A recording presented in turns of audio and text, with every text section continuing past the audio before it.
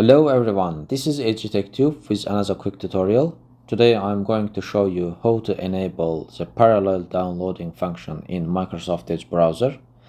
So parallel downloading provides faster downloading speeds when compared to traditional methods.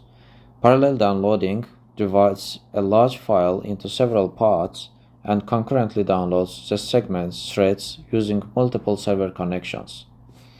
So go to Edge browser and type edge://flags,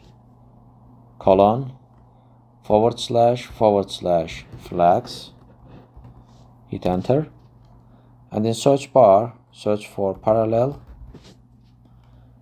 and enable this parallel download function and press restart for the changes to take effect. Okay, in case if you want to disable this function, just hit default button and then restart again.